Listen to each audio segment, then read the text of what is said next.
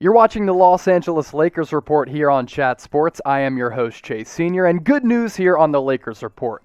We have surpassed 34,000 subscribers, but we're trying to get to 35,000, so help me out. Hit that big red button down below and go to youtube.com/LakersTV and subscribe right now. You might be asking why. We're bringing you consistent and entertaining Lakers coverage.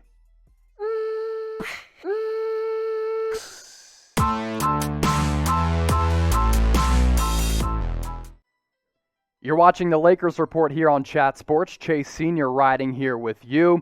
And we begin the show with Andre Drummond because it looked as though last week he was only going to miss a game or two because of that toe injury, but he has already missed a game or two, and he might be out for an extended period of time. According to reports, there is no timetable for Andre Drummond's return. When he made his Lakers debut against the Milwaukee Bucks last week, he was stepped on by Brook Lopez, lost his big toenail, and the original reports had stated, okay, Andre Drummond not going to be out for a long time at all, but this is a lingering issue, and his future in terms of when he returns to the lineup is currently unknown. Frank Vogel doesn't know when he's coming back. Andre Drummond doesn't know when he's coming back, and the Lakers could really use this player because when they signed him last week, he was a big boost to this squad because they've been missing LeBron James and Anthony Davis. He was expected to miss and fill a void, rather, but he's been out of the lineup for the last two games, and who knows when he's coming back. Here's what Vogel had to say about Drummond's injury and his return and why he's been out. Quote, he's still having trouble putting his shoe on the first 2 days through it.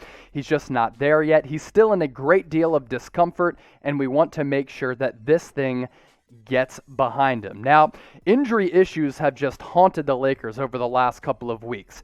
Anthony Davis is still going to be out for the foreseeable future. LeBron James could miss a month or two because of that high right ankle sprain.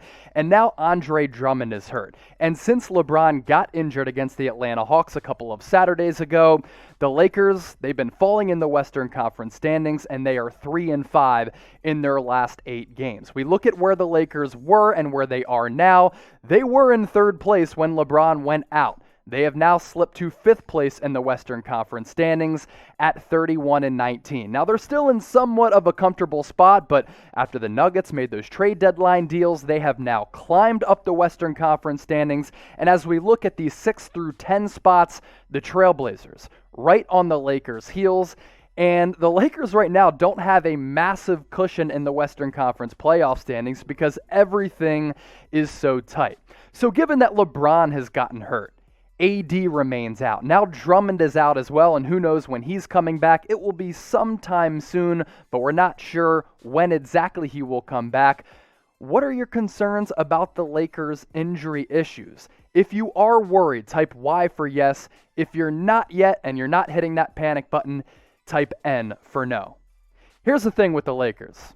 When they are completely healthy and when they are at full strength, they're one of the best teams in the NBA. So my message to Frank Vogel, Rob Pelinka, LeBron James, Anthony Davis, and Andre Drummond, all you have to do is focus on getting healthy because when this team is at full strength, they are fully capable of making a run for an NBA championship. But if LeBron tries to rush back, AD and Drummond do the same, and then those guys get injured again, that's when this team will become that's when they will get into a very precarious situation. So just get healthy for the Lakers. That is my message to LA.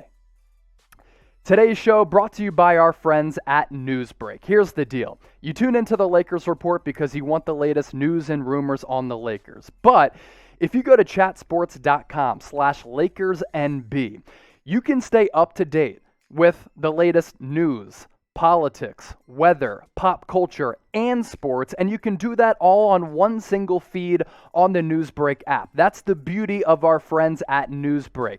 You can type in your specific zip code, and you get all of the latest happenings right in your feed. So once again, go to chatsports.com/LakersNB, download the Newsbreak app, and when you're hanging out with friends, you're going to be the guy who can tell them everything that's going on in and around Los Angeles because the Newsbreak app is able to separate it and organize organize it all for you on one feed. And also, when you go to chatsports.com/LakersNB, give the Lakers Report a follow because we have a separate page on the app, and that way you're getting all that other stuff as well as all of your Lakers news as well.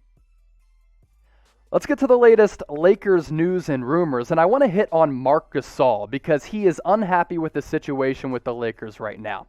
He is now questioning his place on the team after the Lakers signed Andre Drummond, and he's grown frustrated with his role. Prior to this season, Gasol signed a 2-year deal with the Los Angeles Lakers, and it looked as though he was going to be a piece that was going to help this team contend for championships for the next 2 years. But I think what has happened here is that the Lakers have seen that Gasol doesn't have a lot of gas left in the tank in terms of his NBA career. That's why they went out and they signed Andre Drummond, because they realized we need an upgrade and we need depth at the center spot, and by signing Drummond, we are able to check both of those boxes. Here's what Marc Gasol had to say after Friday night's win when asked about his role. He said, quote, "I think there's an if they need you, and it's a big if. You're not plan A right now, you're plan C. D, you have to accept it because that's your job, and that's what you sign up to do. It's never easy to accept that." In response to that, here's what head coach Frank Vogel had to say, the guy who's in charge of playing Marc Gasol. He said, quote, "I think people need to understand how good of a player Marc Gasol is and how valuable he is to what we're doing, and we're going to play our most important player. So he's going to help us win a championship this year."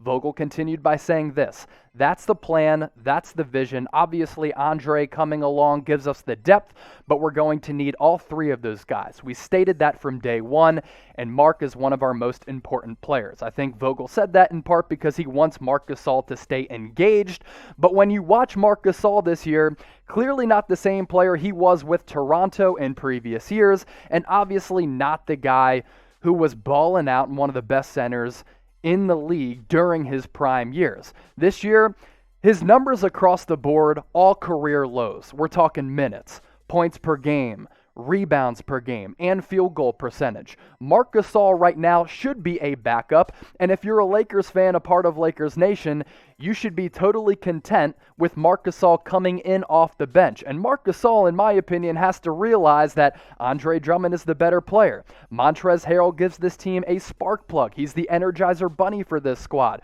Marc Gasol, at this point in his career, can't expect to get a bulk of the minutes at the starting spot at center, and that's why he's been relegated to the bench. So I want to ask you, Laker Nation, does Marc Gasol have the right to be frustrated with his role, or is he cooked and is he done? If you think he has the right to be frustrated, get into the comments and type F. If you think that Marc Gasol is done, like I do, and he's at the back nine of his career, type C for cooked.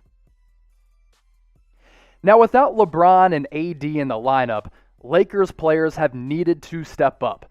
That includes Kyle Kuzma and Montrezl Harrell. And since LeBron went out 2 weeks ago, Kuzma and Harrell have stepped up like they've needed to. Across the board, up and down the numbers, their numbers have increased, and these guys have really risen to the occasion. They're getting much more minutes. Kuzma at 35 plus, Montrezl Harrell at 28.5. Kuzma, compared to his season averages, averaging much more points per game at 16.5. He's rebounding the basketball nearly 8 boards per night, dishing out nearly 4 dimes a night, and his field goal percentage, while it's just okay, he's given the team what he's needed to with LeBron and AD out.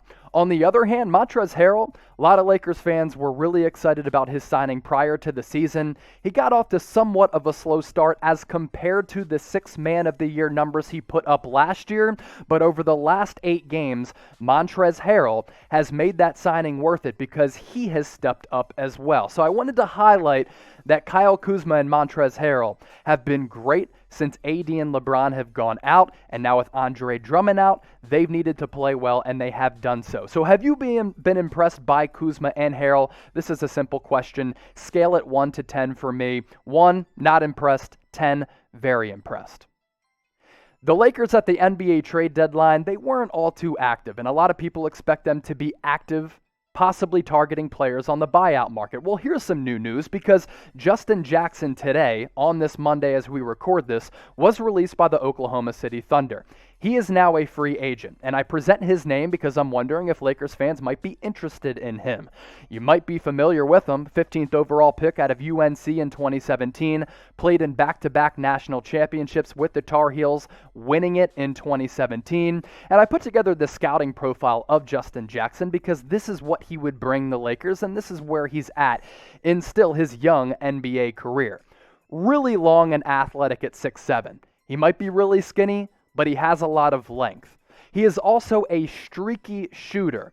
Now, for him to stay around for a long time in the NBA, needs to be much more consistent. But when he's streaky, he can be a guy who comes in off the bench and hits some threes. He also has a little bit of a runner to his game as well, so he's not going to break you down and cross you up off the dribble, but that runner adds a little versatility to his offensive game. And the reason why he's hopped around from the Kings to the Mavericks, the Thunder, and now a team TBA, hasn't found his groove as a pro because he's been too inconsistent from beyond the arc. Looking at his numbers this year, hey, it screams inconsistent. 16.5 minutes per, 7.2 points, shooting just less than 41% from the floor.